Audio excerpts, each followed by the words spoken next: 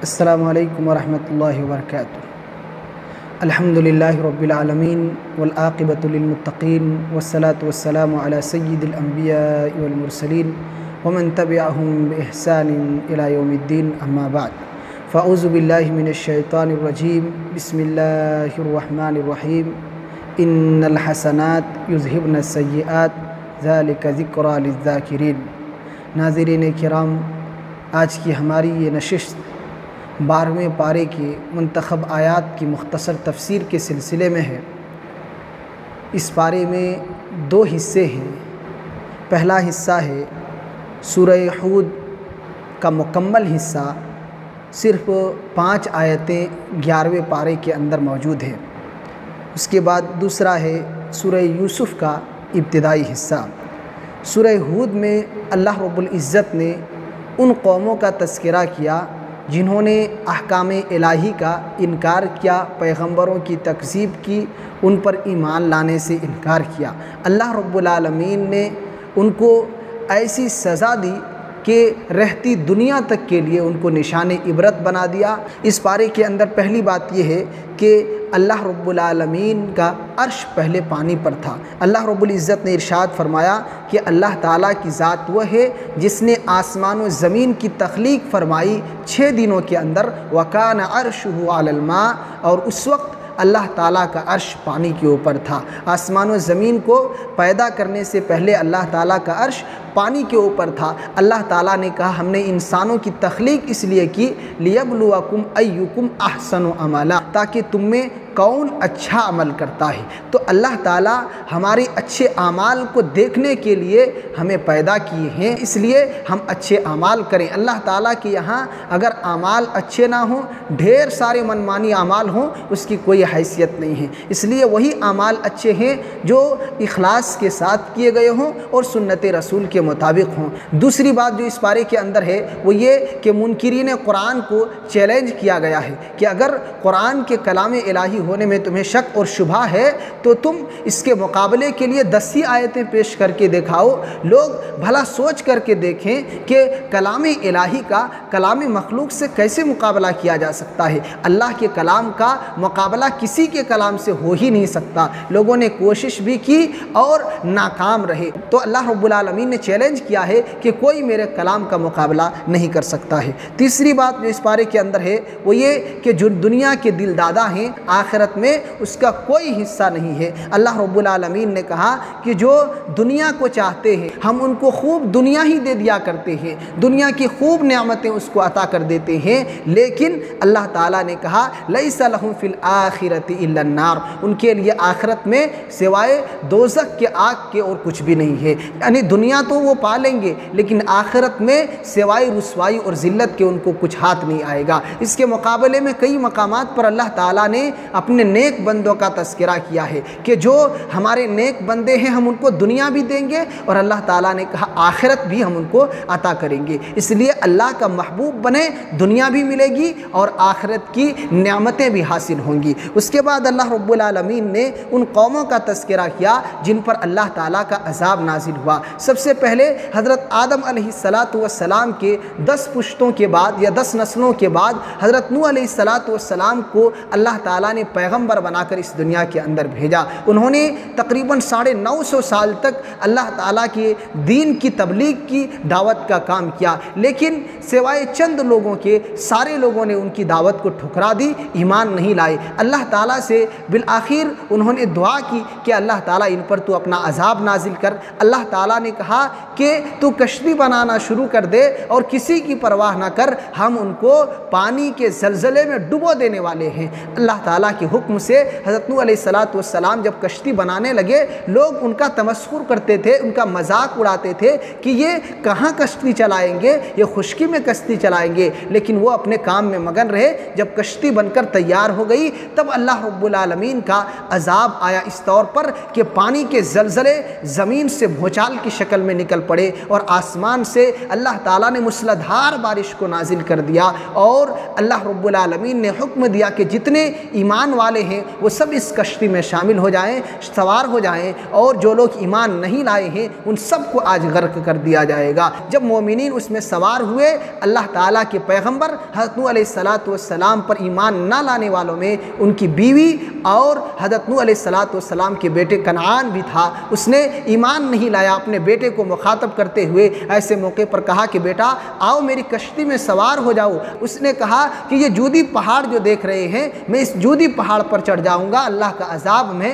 کچھ نہیں کر سکتا ہے۔ نوح علیہ السلام نے کہا کہ آج اللہ کے عذاب سے کوئی نہیں بچا سکتا مگر یہ کہ اللہ تعالیٰ آج جس پر رحم کر دے وہی بچ سکتا ہے، اس لیے اللہ کے عذاب سے صرف آج وہی بچا سکتا ہے۔ یہ گفتگو چلتی ہی رہی کہ پانی کے زلزلے نے اس کو غرق کر دیا اور اس کو ڈبو دیا۔ حضرت نوح علیہ السلام کے دل میں بیٹے کی محبت غالب آ گئی اور دعا کی کہ اللہ تعالیٰ میرے اہل و عیال ڈوب رہے ہیں اور تیرا وعدہ ہے کہ تو میرے اہل و عیال کو تباہ و برباد نہیں کرے گا۔ اللہ تعالیٰ نے کہا انہ لیس من اہلک انہ عمل غیر صالح، کہ یہ تیرے اہل و عیال میں شامل ہی نہیں ہے کیونکہ ان کے اعمال غیر صالح ہیں، اعمال ان کے اچھے نہیں ہیں۔ پھر نوح علیہ السلام نے توبہ و استغفار کی اللہ رب العالمین کی ذات سے، تو اس کی تباہی اور بربادی کا تذکرہ اللہ رب العالمین نے کیا ہے۔ اس کے بعد حضرت ہود علیہ السلام کو اللہ رب العالمین نے اس زمین کے اندر جانشین بنایا۔ قوم عاد اولا کو، یہ لوگ یمن کے ریتیلے پہاڑوں پر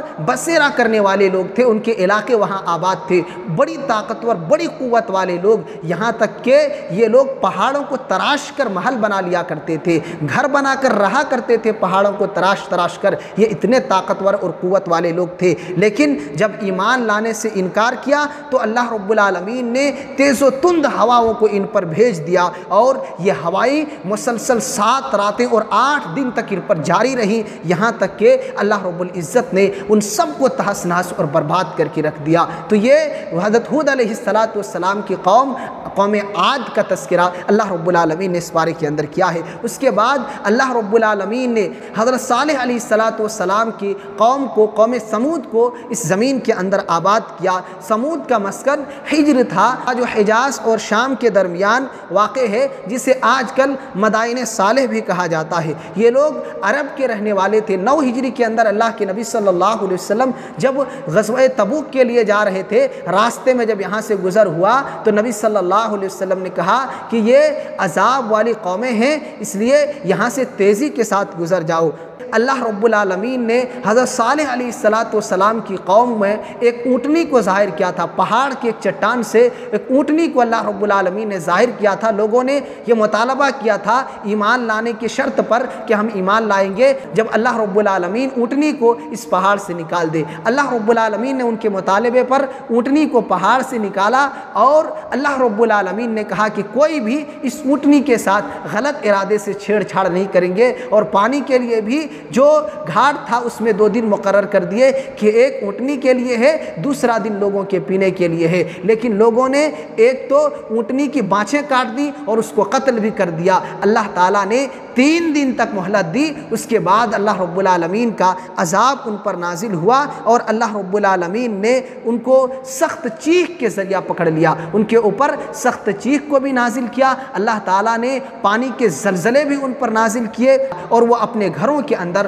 اوندھے منہ پڑے رہ گئے۔ اس کے بعد اللہ رب العالمین نے قوم لوط کو اس زمین کے اندر بسایا۔ یہ حضرت ابراہیم علیہ السلام کے بھتیجے تھے۔ حضرت ابراہیم علیہ السلام کے بھائی حاران بن آزر کے بیٹے تھے۔ یہ پہلے حضرت ابراہیم علیہ السلام ہی کے متبع تھے، لیکن بعد میں اللہ رب العالمین نے خود ان کو ایک علاقے صدوم اور عموریہ کے اندر پیغمبر بنا کر کے بھیج دیا۔ یہ بستی اردن اور بیت المقدس کے درمیان واقع ہے۔ یہ حضرت لوط علیہ السلام جب اس بستی میں پیغمبر بنا کر کے بھیجے گئے تو وہاں کے لوگوں کی ایک بڑی خراب عادت تھی، وہ یہ کہ وہ لوگ عورتوں سے شادی کرنے کے بجائے مردوں میں آپس میں بدفعلی کیا کرتے تھے۔ حضرت لوط علیہ السلام نے ان کو سمجھایا لیکن مانے نہیں، ان کو دعوت و تبلیغ کا کام کیا لیکن سمجھے نہیں، یہاں تک کہ اللہ رب العالمین کے عذاب کے جب فرشتے ان کے درمیان آئے خوبصورت انسان کی شکل میں تو ان لوگوں نے ان فرشتوں کے ساتھ بھی چھیڑ چھاڑ کرنے کی کوشش کی۔ حضرت لوط علیہ السلام نے سمجھایا کہ لڑکیاں موجود ہیں، اگر آپ کو شہوت کی تکمیل کرنی ہے تو ان سے آپ شادی کریں اور ان سے اپنی خواہشات کی تکمیل کریں۔ لیکن اللہ رب العالمین کے ان فرشتوں نے حضرت لوط علیہ السلام کو بتایا کہ آپ کو گھبرانے کی ضرورت نہیں ہے، یہ ہمیں کچھ نہیں کر سکتے، ہم اللہ کے قاصد ہیں اور ہم فرشتے ہیں جو ان قریب ان کو عذاب دینے کے لیے آئے ہوئے ہیں، اور آپ صبح ہونے سے پہلے یہاں سے نکل جائیں اور صبح ہونے سے پہلے اس بستی کو تباہ و برباد کر دیا جائے گا۔ اللہ رب العالمین کے حکم سے ان فرشتوں نے اس بستی کو تباہ و برباد کیا، اس طور پر کہ اللہ تعالیٰ نے ان پر پتھروں کی بارش برسائی اور ان کی بستیوں کو الٹ کر کے رکھ دیا، ان کی بستیوں کو الٹ پلٹ کر کے رکھ دیا۔ اس کے بعد اللہ رب العالمین نے اس زمین پر حضرت شعیب علیہ السلام کی قوم کو آباد کیا۔ حضرت شعیب علیہ السلام مدین کی طرف پیغمبر بنا کر کے بھیجے گئے تھے، ایسے ہی اصحاب الایکہ کی طرف بھی آپ ہی پیغمبر بنا کر کے بھیجے گئے تھے۔ ان لوگوں کی عادت یہ تھی کہ یہ ناپ تول میں کمی کیا کرتے تھے، ڈنڈی مارا کرتے تھے۔ حضرت شعیب علیہ السلام نے سمجھایا لیکن نہیں مانے۔ بالآخر اللہ رب العالمین کا عذاب ان کے اوپر آیا کہ سائے کے دن میں اللہ رب العالمین نے ان پر عذاب نازل کیا، سخت چیخ کے ذریعہ اللہ تعالیٰ نے ان کے دلوں کو پارا پارا کر دیا، اور پھر ان پر بھونچال بھی اللہ رب العالمین نے نازل کیا، اور اس طریقے سے ان کی بستیوں کو اللہ رب العالمین نے ہمیشہ کے لیے نشان عبرت بنا دیا۔ اس کے بعد اللہ رب العالمین نے حضرت موسیٰ علیہ السلام کی قوم کا تذکرہ کیا ہے۔ 8ویں بات اس پارے کے اندر یہ ہے کہ قیامت کے دن دو طرح کے لوگ ہوں گے، کچھ نیک بخت ہوں گے جن کو اللہ رب العالمین ان کی اچھائیوں کا بہتر سے بہتر جنت کی شکل میں بدلہ عطا کریں گے اور اس کی بے شمار نعمتوں سے اللہ تعالیٰ مالا مال کریں گے۔ دوسرا گروہ ہوگا جو بدبختوں کا ہوگا، اللہ تعالیٰ ان کی بدبختی کی وجہ سے ان کو تباہ و برباد کریں گے اور آخرت میں بڑی ذلت، رسوائی اور پھٹکار کا عذاب ان کو دیں گے۔ 9ویں بات اس پارے کے اندر یہ ہے کہ نیکیاں کر کے گناہوں کو مٹانے کی کوشش کریں۔ اللہ تعالیٰ نے ارشاد فرمایا ان الحسنات یذہبن السیئات ذالک ذکری للذاکرین، کہ بے شک نیکیاں گناہوں کو مٹا دیا کرتی ہیں۔ یہ نصیحت ہے نصیحت حاصل کرنے والوں کے لیے، اس لیے ہم اور آپ نیکی کر کے گناہوں کو اپنے نامہ اعمال سے ختم کرنے کی کوشش کریں۔ اللہ کے نبی صلی اللہ علیہ وسلم کی حدیث بھی ہے کہ اتق اللہ حیث ما کنت واتبع السیئۃ الحسنۃ تمحوها، کہ جہاں کہیں بھی رہو اللہ سے ڈرو اور نیکی کر کے اپنے گناہوں کو مٹانے کی کوشش کرو۔ تو ہم اور آپ انسان ہیں، گناہیں اور خطائیں ہم سے سرزد ہوتی ہیں، نیکیاں کر کے ان گناہوں کو اپنے نامہ اعمال سے ختم کرنے کی کوشش کریں۔ اس کے بعد سورہ یوسف ہے، اس سورت کے اندر اللہ رب العالمین نے حضرت یوسف علیہ السلام کی زندگی کا بڑی تفصیلی تذکرہ کیا ہے۔ اس میں ایک خوبی یہ ہے کہ یہ ایسی صورت ہے جس میں حضرت یوسف علیہ السلام کی پوری تفصیلات موجود ہیں۔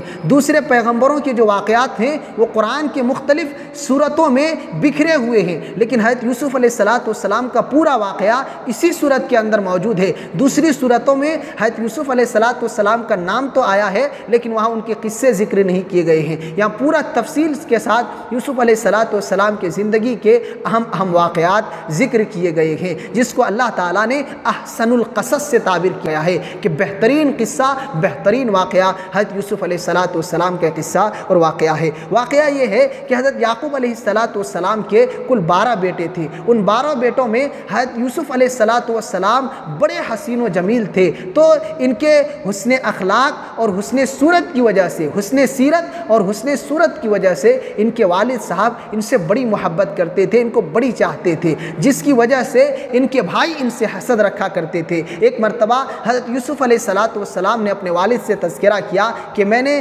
دیکھا ہے کہ 11 ستارے مجھے سجدہ کر رہے ہیں، ایسے ہی چاند اور سورج بھی مجھے سجدہ کر رہے ہیں۔ انہوں نے کہا کہ اپنے بھائیوں سے اس کا تذکرہ مت کرنا ورنہ وہ تمہارے دشمن ہو جائیں گے۔ ان کے بھائیوں نے باپ کو حضرت یوسف علیہ السلام سے زیادہ لاڈ پیار کرتے ہوئے دیکھ کر کے ان کے اندر حسد پیدا ہوئی اور حضرت یوسف علیہ السلام کو جدا کرنے کے فکر میں لگ گئے۔ ان لوگوں نے اپنے والد کو بہلا کر کے فسلا کر کے کسی طریقے سے تیار کر لیا کہ ہم لوگ جنگل کی طرف جا رہے ہیں، ان کو بھی لے کر کے جانا چاہتے ہیں کہ یہ ہمارے ساتھ کھیلیں گے، ہم ان کی حفاظت کریں گے۔ وہ لوگ لے گئے اور جنگل میں لے جا کر کے کنویں کے اندر یوسف علیہ السلام کو ڈال دیا۔ واپس چلے آئے اور یہ بہانہ بنایا کہ اس کو بھیڑیے نے کھا لیا ہے۔ ان کے باپ نے حضرت یعقوب علیہ السلام نے صبر کیا، اور ادھر ایک قافلہ گزر رہا تھا، اس کنویں کی جانب سے پانی نکالنے کے لیے ڈول ڈالا۔ حضرت یوسف علیہ السلام کو نکال کر کے لاتے ہیں، بڑے حسین و جمیل ہیں، ان کو لے جا کر کے مصر کے بازار میں بیچ دیتے ہیں۔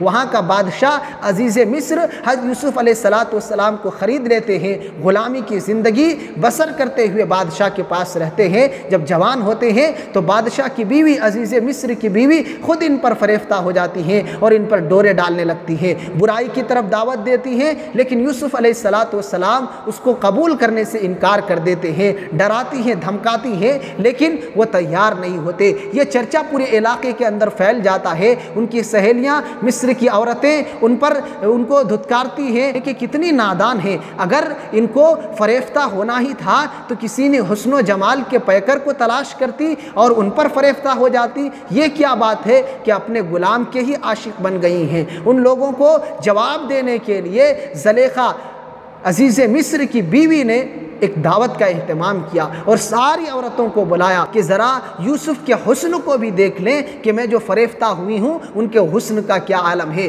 جب وہ عورتیں آئی اور ان کے ہاتھوں میں چھریاں بھی تھیں، حضرت یوسف علیہ السلام کو جب دیکھا تو بجائے پھل کاٹنے کے اپنے ہاتھوں کو کاٹ لیا۔ یہ حضرت یوسف علیہ السلام کے حسن کا عالم تھا۔ المہم وہ اپنی بدکاری کے لیے تیار رہی اور ان کو دعوت دیتی رہی، لیکن یوسف علیہ السلام نے انکار کیا اور اس نے کہا کہ آپ ہماری بات کو ماننے کے لیے تیار نہیں ہیں تو پھر آپ کو جیل میں ڈالا جائے گا۔ یوسف علیہ السلام نے جیل میں جانا پسند کیا اور تیار ہو گئے۔ یوسف علیہ السلام جب جیل میں جاتے ہیں تو وہاں بھی دعوت و تبلیغ کا کام کرتے ہیں۔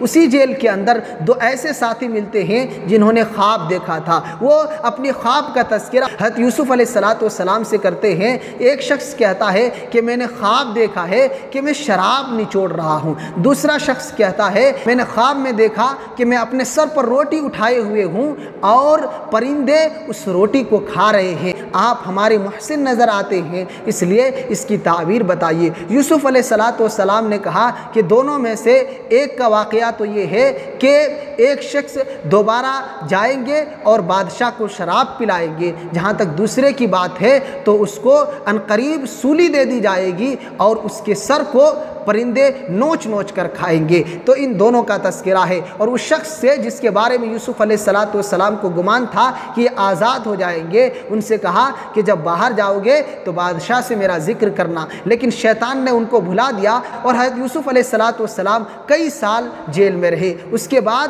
بادشاہ نے خواب دیکھا کہ 7 موٹی تازی گائیں ہیں اور 7 دبلی پتلی گائیں ہیں، یہ دبلی پتلی گائیں موٹی تازی گایوں کو کھاتی جا رہی ہیں، اور 7 سبز بالیاں ہیں اور 7 خشک بالیاں بھی۔ اس کے تعبیر کے لیے وہ اپنے درباریوں سے کہتے ہیں کہ اس کی تعبیر بیان کرو۔ پھر اس شخص کو جو آزاد ہو کر جیل سے آیا تھا فوراً بات یاد آتی ہے کہ یوسف نے مجھ سے کوئی بات کہی تھی۔ واپس جاتے ہیں یوسف علیہ السلام کے ساتھ، واقعہ بیان کرتے ہیں، خواب بیان کرتے ہیں اور تعبیر پوچھتے ہیں۔ یوسف علیہ السلام کہتے ہیں 7 موٹی تازی گایوں سے مراد یہ ہے کہ 7 سال خوب فصلیں آئیں گی، 7 سال خوب کھیتیاں ہوں گی، اور 7 دبلی پتلی گائیں سے مراد یہ ہے کہ 7 سال خشک سالی کا زمانہ آئے گا، اور 7 ہری بالیوں سے مراد یہ ہے کہ 7 سال جو فصلیں آئیں گی اس میں خوب فصلیں آئیں گی، اس میں کوئی کمی نہیں کی جائے گی، اور اس کے بعد آئندہ کے 7 سالوں میں وہ فصلیں نہیں آئیں گی، خشک سالی کا زمانہ ہوگا۔ اس لیے اس کی تدبیر یہ ہے کہ شروع کے جو 7 سال کھیتی کرو گے اس کو اسی حال پر چھوڑ دو، اس کی فصلوں کو غلہ تیار ہونے کے بعد اور جتنی ضرورت ہو اسی مقدار میں اس کو استعمال کرو اور پوری فصلوں کو حفاظت کر کے رکھو۔ پھر 7 سال قحط سالی کے آئیں گے جس میں یہ فصلیں تمہارے لیے کام آئیں گے۔ اس کے بعد کے مزید تفصیلات کا تذکرہ انشاءاللہ آئندہ پارے میں ہم کریں گے۔ یہ اور اس کے علاوہ اور بھی ڈھیر ساری باتیں اس پارے کے اندر۔ اللہ رب العالمین سے دعا ہے کہ اللہ تعالیٰ تو ہم تمام لوگوں کو قرآن و حدیث کو صحیح طور پر سمجھنے اور اس کے مطابق عمل کرنے کی توفیق دے، آمین۔